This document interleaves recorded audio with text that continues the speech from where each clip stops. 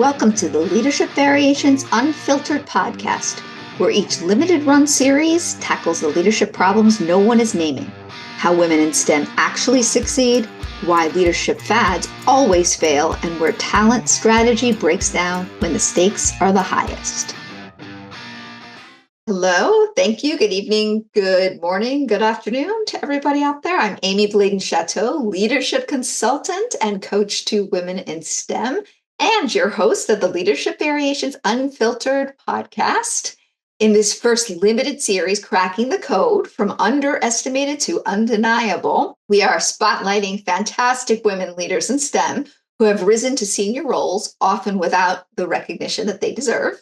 Today's guest is the fabulous Tara Hernandez, who is currently Vice President of Developer Productivity at MongoDB. She serves on the boards of several organizations focused on diversity in tech and is a trustee of UC Santa Cruz Foundation. Over the past 30 years, she has helped companies evolve how they develop and ship software.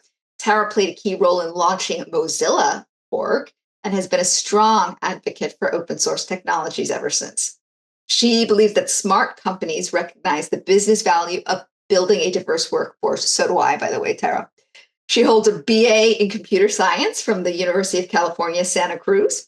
And the company, MongoDB, is the world's leading modern database provider. MongoDB's unified database platform powers the next generation of applications, including AI applications. That's all the rage today.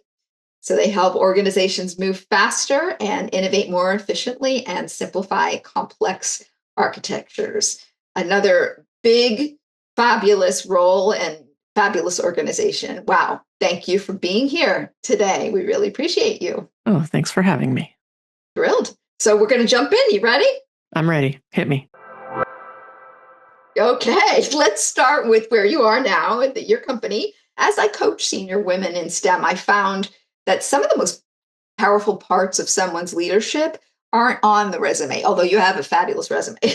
As you're leading today, I'd love to know something meaningful that you've built, something you've influenced that others may not see from your fabulous resume.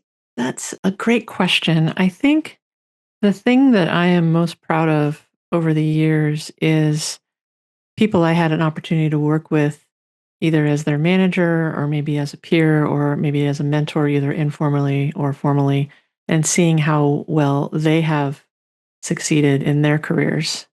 To me, I do have a computer science background, which at Santa Cruz at the time was a lot of math, way more math than I had been expecting, to be honest. My experience in the tech world is that it's less about the technical challenges and more about the people challenges. Organizationally, how do you get a group of smart, opinionated people moving together in a shared direction as effectively as possible? And seeing the growth of the people that I've worked with or helped support in some way and going off and becoming amazing has been a very satisfying experience over the years. Awesome. You're the second person or even the third person who said that about the people challenges. And I think it's women that notice that more than the men that I've talked to. Not that they don't, but the women just seem to recognize in the technology, it's the people aspects that really become the important differentiators in the space. So that was very interesting. And thanks for sharing that. Let's talk a little about your path to leadership. I know you lead a larger team. I'd love to know in your field and fields like this, there's often that point where you go from being very technical. You just mentioned the mathematics, but there's a shift where you go from deep, deep expertise to leading at scale. Was this was there a shift there or something that you really had to make the shift in your mind or something? Yeah, some kind of an aha there that you can share with us? It's funny. I actually got into leadership very early, probably too early. It was all the way back at Netscape. This was in the mid 90s. And I was maybe 26 years old. And Netscape was one of the very earliest internet startups, obviously, and the first commercial web browser in the beginnings of the World Wide Web. And I worked as a build release engineer. And there was a handful of us. And I found myself having a lot of opinions about what the team was doing and how much they were doing it. Right? All of us at Netscape were working stupid hours. And there was a lot that we were trying to do. It was a very challenging environment. It was a challenging nascent industry. And at one point, my manager was like, "You have so many thoughts and opinions and complaints about this. We're going to make you the lead." Like, all right. And so I actually recently posted this in LinkedIn. There was an interesting thread. I don't know if it was Randy Shoup or somebody about how much training do new managers get. And back then, I actually got a couple solid weeks of away from work, 3-ring binder. Some of that stuff really stuck with me to this day. But over the years, that was the last time I saw anything like that at a company I worked at. A lot of it has gone more digital, watching videos, or maybe there would be like some kind of day seminar. I don't think we, as an industry, invest as much into the leadership, people management skills as much we do, as you said, right? Like, I don't think I actually got to a level of deep technical expertise that I probably should have before I made that transition. On the other hand, the types of problems I was most interested in weren't actually the deep technical problems. It was more the people group problems that I found so motivating. And you were asking earlier, like, what are the things I'm most proud of? It's the contributions I've been able to make with others. And to me, that's actually the first definition, or the first checkpoint of, do you want to be a manager of people? Because if you define success by what you do versus by defining your success by what you enable through others, there's going to be a challenge, right? In my worldview. I've been a manager more or less ever since. Sometimes I would go into a company. After Netscape, I actually went to a company called Blue Martini, and I was the first person hired in infrastructure. So I was an individual contributor, but the expectation was that I would hire the team, which I did as quickly as possible. So Pixar was very similar. I came in as sort of the first professional infrastructure engineer that they had hired at the studio. And then I ended up hiring loads of people over the almost 11 years that I was there. So yeah, I think that a more common path is for people to maybe get to senior engineer and have some really good technical chops, and then see management as a promotion path to better opportunities for professional growth, which I think can result in a lot of really unhappy people. Either the person who became a manager and realized, this is the worst job ever, I hate this, or the people reporting to them who are recognizing that this person doesn't want to manage us. And often that will happen if you don't have a good career path for your individual contributors, right? And so it's a really interesting discussion. Every company I'm at, there's some element where this comes up when we talk about managing our bench, right? How do we identify our top performers and what do we do with them, or what opportunities do we want to create for them to try and succeed? I love that you mentioned that. I'm talking about coaching here, but I spent a good part of my career doing that, especially in technical companies, for the folks that get promoted into leadership and then they didn't even realize what they were going for. And it's a completely different job, different skills, things they need to be doing, different people skills altogether. Many of them not sure they wanted to do this and find themselves doing it because that was the path to promotion, just like you said. And suddenly the organization, if they're responsible, needs to find this way to suddenly give them these skills that they didn't have before, but yet they're at a very senior level. So you mentioned the 3-ring binder and the 3 weeks away in a classroom. At this level, you're not going to be doing that kind of training. So Yeah. I've found a little bit of a condensed way to use action learning, real world problems, and have peer coaching so people can learn on the job.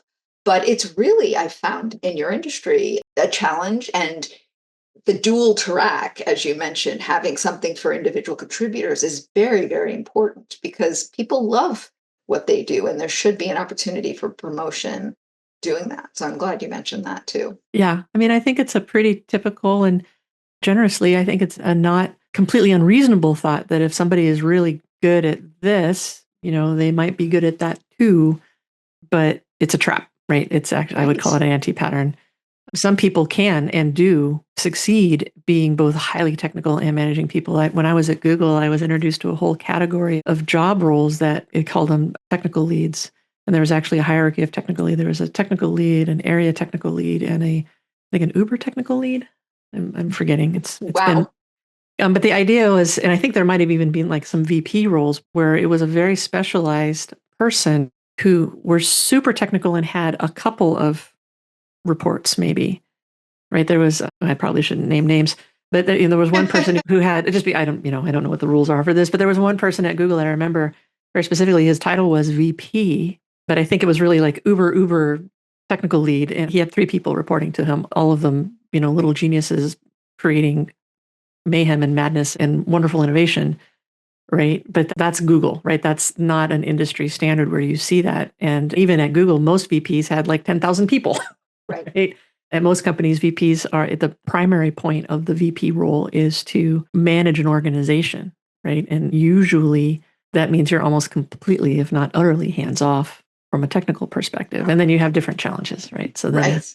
So I think the punchline to all of this is that there's no one right way that works. Right. Right. Every company, every organization is going to have to try and figure out what do we do with the people that we have, the ones that are the most important to our success. Right. And sometimes you're going to make something up because it's going to work, Absolutely. at least for the moment, if you're being ambitious enough. But finding a track for them that still uses the skills that they are passionate about and they're phenomenal at is very, very important.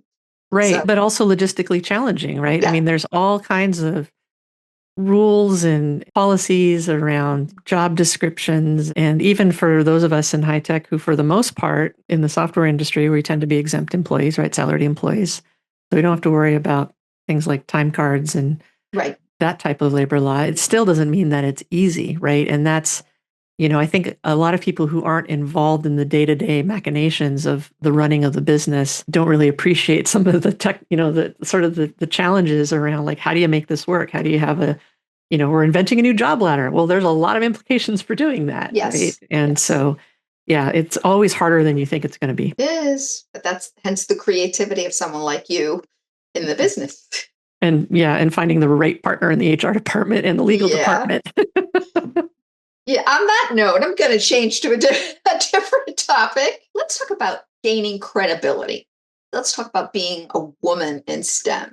I hear a lot about it being, and I've seen it myself with the women in STEM programs that I talk to the women, and they feel like for them, being a much smaller population in their organization, they found it much harder to get that credibility as they rose up. The ones that wanted to rise up into leadership, they found it much harder to get the credibility as they rose up. Have you seen that? And if so, what has been your experience in how you earned your credibility? This is such an important topic, and it's another area where there are no good, easy answers. Right. I certainly have absolutely seen it. I've experienced it. There's something that we've talked about. You often hear this talked about in like the Latine or the Black professional communities. They talk about something called coding. And coding means presenting yourself as much as possible like the majority. So if you think about what is the majority demographic in most industries in the United States, it is white male. So if you are a Black man, you might present at work very differently than how you present in your personal life.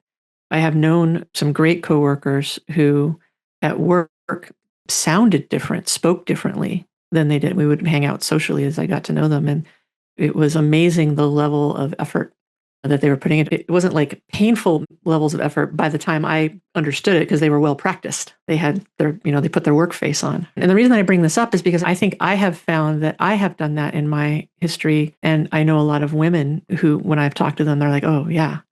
And they felt that the way to be successful is to code male and try to, bring that more. I mean, what is it that Mark Zuckerberg said? We got to bring that masculine energy back to high tech industry, which, I mean, let me just pause there before I go on a rant. But, that's for a lot of women, that's actually their lived experience is they have to bring that masculine energy. It was many years ago, but I'll never forget it. The ones that really hit you, they just stick with you. I was in a meeting with my boss and some of my peers and stakeholders. I've always done development infrastructure, so my customers are always in-house. And one of my stakeholders actually wasn't a manager, it was a very senior individual contributor, was very frustrated and angry and lashing out in this meeting. And I let myself, meet that energy because I was like, well, I'm not going to let that go unchallenged, right? But I was the one that was pulled aside afterwards. Like, you were very emotional in that meeting. You kind of need to tone it down, right? And it hit me, up until that point, I had convinced myself that that organization that I was in was healthier in that regard. When I challenged, I'm like, well, what about, which you never want to do. And the whataboutism is a whole thing. But I was pretty frustrated by getting this feedback. It's like, well, he's like that. He's very passionate. I was like, you see these given as examples and you think there's no way, right? And no, it happens. There's a reason that those examples exist because it does happen. And it was a really important lesson learned. I am the queen of second guessing myself. I've never managed to get over that. I think a lot of women struggle with that statistically. I think it's pretty common. So even for those of us who may have found coding as a way to try and get more credibility and maybe even being successful at it, there's also that constant inner voice of, is it too much? Am I too much? Do I need to withdraw? And to kind of close the loop on the other part of your question, for myself, for me personally, I have benefited not necessarily from coding, though I think that has helped in some circumstances, but I have been so unbelievably fortunate in my career to have sponsors. There's a great book, Sarah Hewitt, I think. Sylvia Hewlett. Yes. Yeah. Sylvia Fabulous. Hewitt. Yeah, talking about sponsorship, the fabulous Sabrina Farmer, she came up through the ranks and became a vice president of engineering at Google through SRE. And I have enormous respect for her. And also Melody McFessel is another woman I have enormous respect for. And she Sabrina gave a talk about sponsorship. And one of the things that she said is sponsorship is a way of describing what we think of when we think of the old boys club. Right. You get the young guy who gets the older guy and come join me at the golf club kind of. I don't know if any of that actually happens anymore. Maybe it does. Oh, yes, it does. Sure. Okay. Oh, yes, it does. But that's really what sponsorship is, because, sponsorship is somebody in a position of authority is vouching for you. And then your job is to not make them regret that. Right. And so I think the reason why now books are being written and women are starting to talk about that is we do not have historically a natural mechanism. So we had to name it and get intentional about it. And then now we have to learn how to do it, which means that those of us who have managed to achieve some level of success have to be even more acutely aware of how we are paying it forward in a way that is also equitable and whatnot. So to be perfectly clear, my biggest sponsors have actually been white men who have given me that opportunity. So I am definitely not one of those people like all men are terrible. Like I will fight you on that. That is so not true. And is not helpful also to the conversation, right? I will say repeatedly to anyone who listens, diversity benefits everybody, absolutely everybody, right? And inclusion benefits everybody. 100%. So, the men who were willing to take a chance, and in many cases, I didn't even ask for it because I didn't even think to ask or think that I deserved it. But because of the quality of people that they were, they recognized, okay, maybe could lose a little bit more self-confidence, but we think she can go do this thing, go, right? And then I, killed myself to make sure that they never regretted it. And so I think part of what made that successful for me was the community that I had that encouraged me to take the risk. And I think what has happened with me, and I suspect happens with other women, is that opportunity may come up and we may defer, we may decline, and not realize that we absolutely should take this opportunity even if we fear failure, because that's what the guys do. You're reminding me of a story. I always see there's a job description out there on the internet, and a guy will look at this description and he'll see that he has one qualification. He'll be like, oh, I should apply. And this is true. And the woman will look at it and see, oh, I have one thing. I'm nowhere near qualified enough. Right. The one thing I don't have and has everything else. Right. And she won't apply at all. And it's constant. I've seen some studies about that. And again, there's there's sociological conditioning that we have, certainly in this country and many other countries. I gave a talk a few years ago. It was really interesting. And I wanted to get really nerdy about some of the data because there's all kinds of data now. And one of the things that I discovered was that there's the really horrible myth about the perfect minority and how that's described to the Asian community. And it's terrible, right? It's the absolutely worst thing ever. And it's its own form of racism. I can go on that. But I found the proof of how much it's not even true. A Black man has a better chance of achieving a high executive level than an Asian woman. And a Black woman, if I'm remembering this correctly, I might have to go double check this. This is what I'm remembering. I think a Black woman has a better chance of being an executive than an Asian man. So it was really kind of like, now, I don't know how expansive some of these studies were, but based on the data set that they had, I was like, this is fascinating. Right. And it almost made me want to go back to school to study sociology, because it's like, you can imagine what are all of the really nuanced things that are coming into play here culturally, background, all of those other things. And it just, I was like, I'm never going to go back to school. I don't have the temperament to be a college student anymore. But it was that reminder. It was another reinforcement, another piece that I put in my mantra, which is diversity benefits everyone, inclusion benefits everyone. It's just going to benefit different people in different ways. Absolutely. And so the trick from a leadership perspective is to understand that there is no one size fits all solution for how you build culture. There's only a one size fits all outcome, which is, did you do it well enough? Yeah. Every company should be looking at that. The statistics are not good.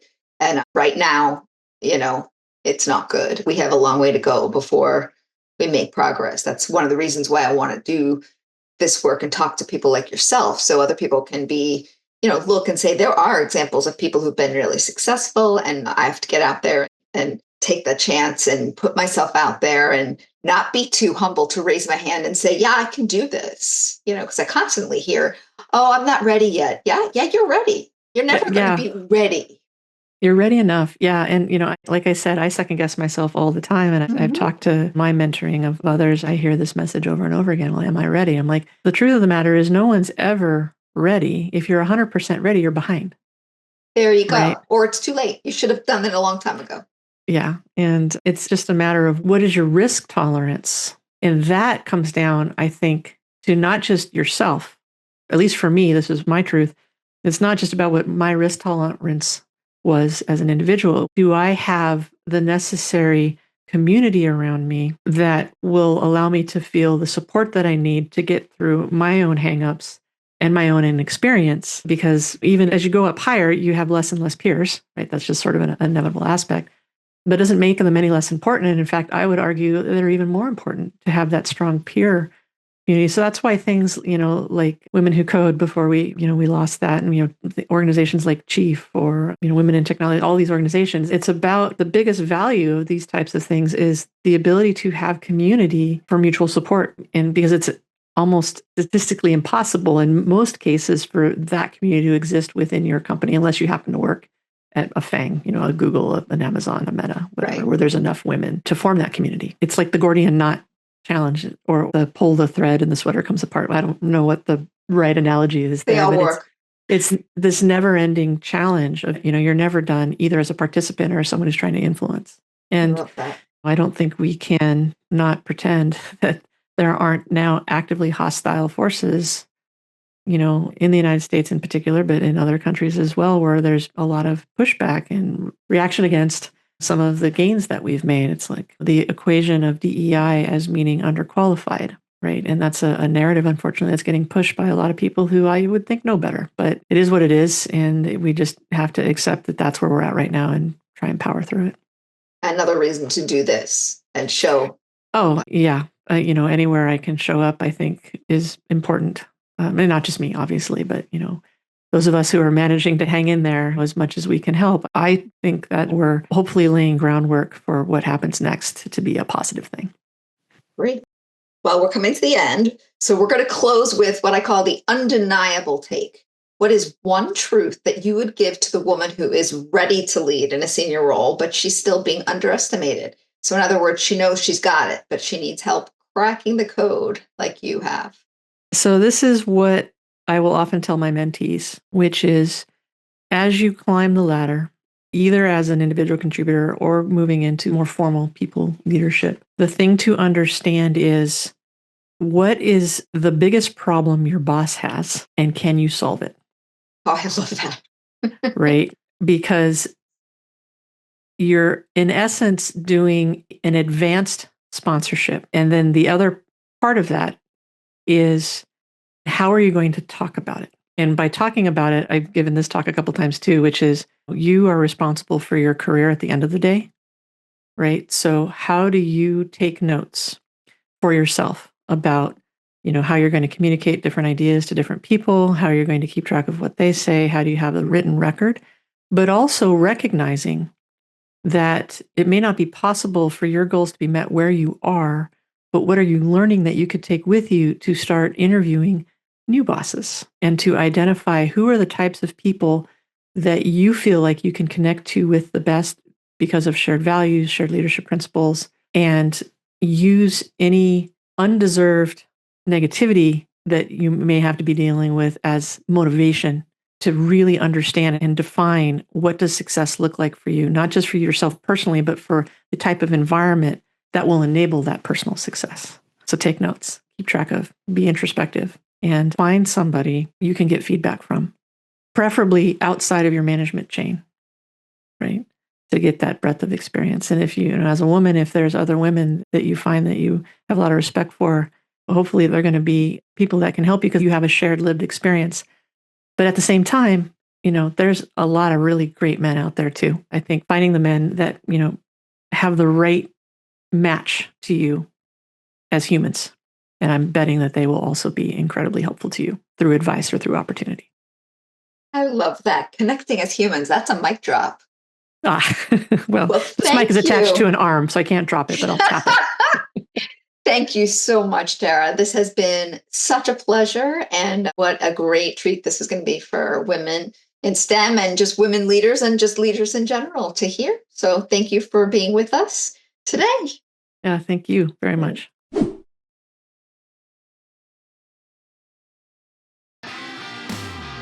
Thanks for joining. For more unfiltered advice and tools that drive real business value, subscribe to our newsletter, connect on LinkedIn, or book a consult, because leadership development fails when we solve the wrong problems. Find all links below.